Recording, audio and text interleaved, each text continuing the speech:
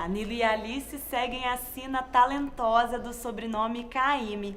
Ele é cantor e compositor, fez participações em álbuns clássicos da MPB e composições históricas. Já a filha Alice começou a carreira na música aos 12 anos de idade e em 2012 lançou o primeiro álbum de estúdio que deu origem a diversas apresentações autorais. E os dois vieram a Ouro Preto para participar do projeto De Conversa em Conversa, um bate-papo musical promovido pelo curador Júlio Diniz, que também está aqui com a gente para falar dessa iniciativa que traz artistas consagrados para interagirem com o público. Obrigada, pessoal, pela presença de vocês. Obrigada. Obrigado a você. Danilo e Alice, eu gostaria que vocês começassem falando um pouquinho sobre como é construir uma apresentação conjunta pai e filha. A relação, ela ajuda ou ela atrapalha? Como que é o ritmo de trabalho? Ele é parecido? Acho que é uma troca, né? Ela aprendeu muito comigo e eu aprendo com ela. Então, uma pessoa que tem pessoas da minha família, por exemplo, que não gostam muito de estar no palco. A Alice gosta, como eu gosto também. Então, flui normalmente. É muito bom estar com ela, trabalhar com ela é muito bom. Alice? É sempre bom, é uma troca muito boa e é o que sempre aconteceu comigo, é o de sempre, sabe? É estar com ele e aprender e estar na companhia do meu pai, é sempre muito bom. Sim. E, Júlio, fala um pouquinho pra gente desse projeto, como que ele foi pensado e por que a escolha de Ouro Preto e Congonhas. Bom, De Conversa em Conversa é um projeto que eu já tenho há algum tempo, há mais de 10 anos, e é um projeto em que Danilo e Alice tiveram a oportunidade de participar e chegou a hora de ir para Gerais, chegou a hora de chegar aqui em Ouro Preto, em Congonhas, e trazer um pouquinho dessa riqueza incalculável, inesgotável, desse ouro em pó, em som que é a música popular brasileira. Então a ideia é trazer as joias, né, do nosso cancioneiro popular, dos mais tradicionais até os mais jovens, para mostrar que a música popular brasileira resiste. Assim como Minas é um lugar simbólico de resistência contra a opressão e um grito de liberdade, o que esse projeto propõe é isso, é trazer essa música que na verdade sempre é uma resistência à opressão e sempre é um grito de liberdade que sai dos corações e das almas brasileiras. Então, com parceria fundamental com a Secretaria de Estado de Cultura de Minas, o secretário, né, o Ângelo Antônio, é fundamental para a gente nessa parceria, o Museu de Congonhas, meus parceiros queridos, meus amigos, o Serginho, a Edneia, e todo apoio da iniciativa privada, né, da lei de apoio, né, à cultura, e, enfim, a gente trouxe esse projeto para cá e eu acho que vai ser um sucesso. Acho não, está sendo um sucesso. Muito bacana. Falando ainda em Minas Gerais, Danilo, você foi parceiro de muitos músicos mineiros, os artistas aqui do estado. De que forma eles influenciaram na sua carreira? Você participou do primeiro disco do Milton, não foi mesmo? Sim, eu sou um pedaço desse paralelepípedo aí, dessa esquina, do Clube da Esquina. Eu gravei no primeiro disco do Milton Nascimento, grande amigo, fiz grandes amigos como Nelson Ângelo, Toninho Horta, Fernando Brant, enfim, Márcio Borges, Beto Guedes, Lô Borges. Então são músicos maravilhosos, com um período muito fértil dos anos 70 e que trabalhamos juntos. E é sempre pouca gente sabe, ligam muito o nome Caymmi à Bahia, mas a minha mãe era mineira, da cidade de Piquiri, onde Nana tem casa atualmente, e eu sou Cândido Tostes, de uma família Tostes, que é uma família tradicional mineira. Então, até para falar assim, a mamãe recebeu essas pessoas muito bem lá em casa. Eu gostava muito dos meus amigos, esse pessoal todo talentoso do Clube da Esquina. Legal. Alice, você vem de uma família de artistas importantes, é uma nova geração da MPB e você já se assumiu em algumas entrevistas como rebelde. Assim, de onde vem essa postura, essa inspiração para sua trajetória musical? A questão da rebeldia, na verdade, é uma música que eu gravei que chama Sou Rebelde, que é mais uma ironia do que qualquer outra coisa. Eu nunca me coloquei exatamente assim, dessa forma, mas eu lutei muito por uma identidade própria e para construir a minha própria maneira de fazer música e de cantar e de agir como artista, de me posicionar.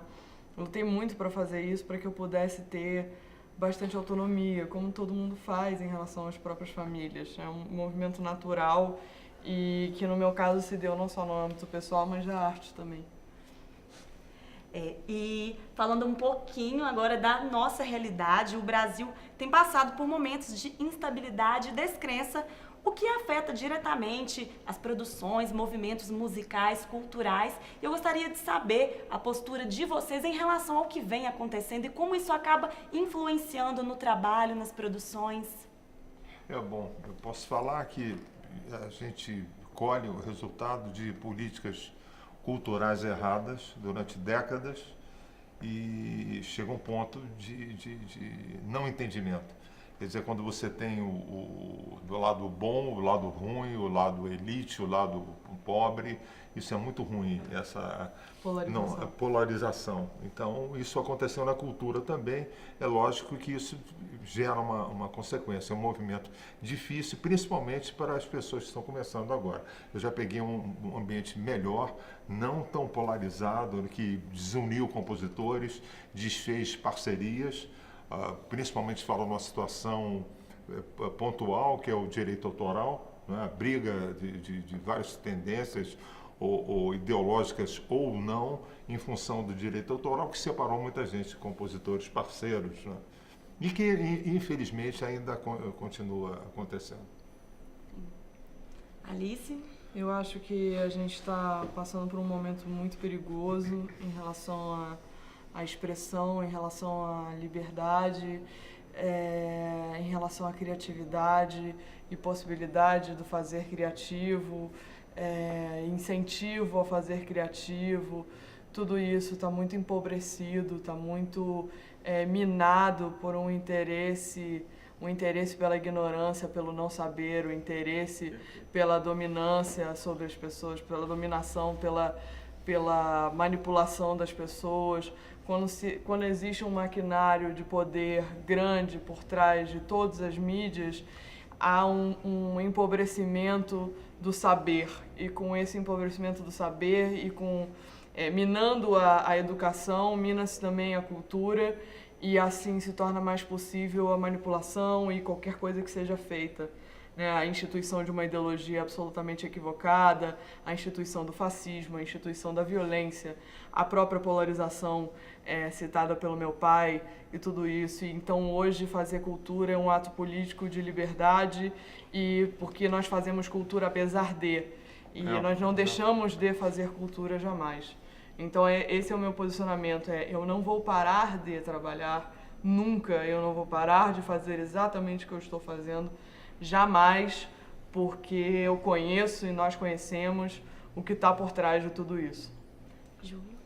Eu acho que o Danilo e Alice já falaram o principal em relação ao clima que vivemos, que é um clima de um antagonismo muito acelerado, de uma bipolarização, né? De um ódio muito claro entre grupos que pensam distintos, uma intolerância, seja ela de raça, de gênero, de sexualidade, de opções ideológicas. E existe alguma coisa que para nós três aqui é uma coisa muito importante, que é uma intolerância também da ordem religiosa, quer dizer, toda uma perseguição de uma tradição que, por exemplo, ajuda a entender e a moldar a obra de um gênio chamado Dorival Caymmi. Exatamente. Quer dizer, como é que a gente pode excluir a África do Brasil? Não existe afro-brasileiro.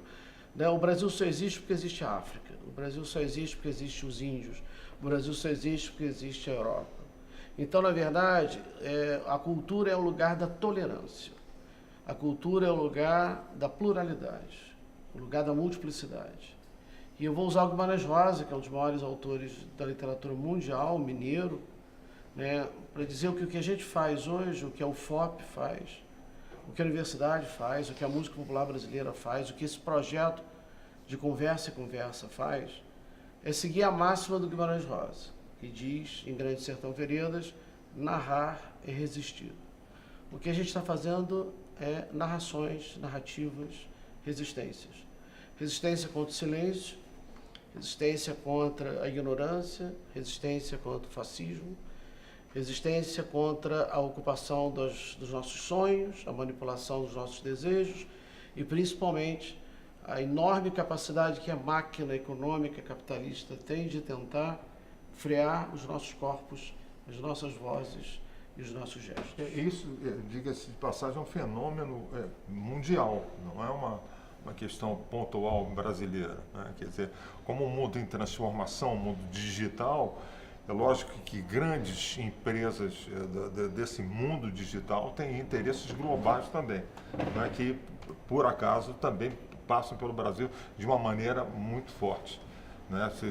De olhar assim, nós somos grandes consumidores da internet, enfim, que não costuma remunerar bem os compositores, né? Então isso, mas é de uma maneira global também que o Júlio falou, uma opressão, o calar a boca, o não pagar. Não é tratar a cultura como se fosse um elemento financeiro importante que movimenta bilhões e bilhões de dólares. Não é? Então a gente precisa de atenção e menos polarização.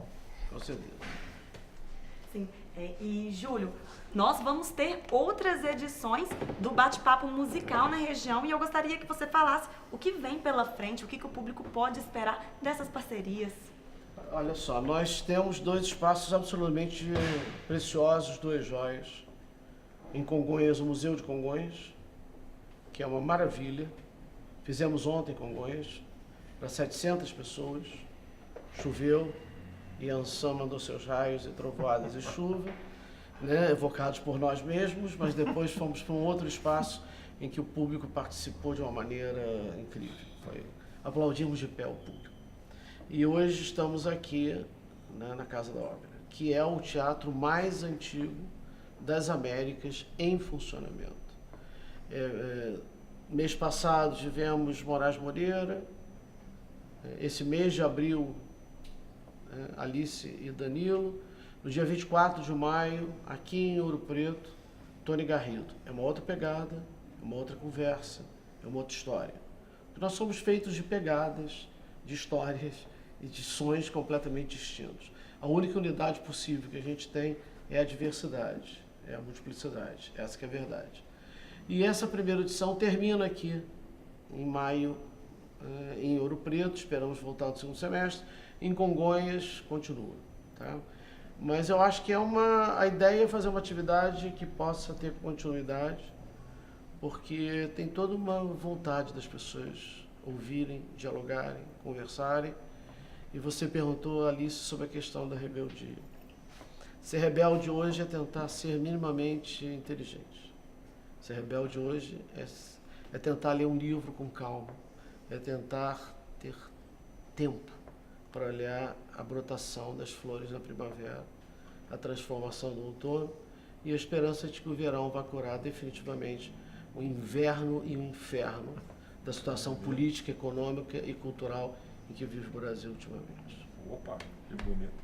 Muito obrigada. Muito bom ouvir vocês. É isso aí, fica o convite do Júlio para as próximas edições. E aproveitando a presença, eu gostaria que vocês se encerrassem com música, por favor, pode ser? Rock and roll!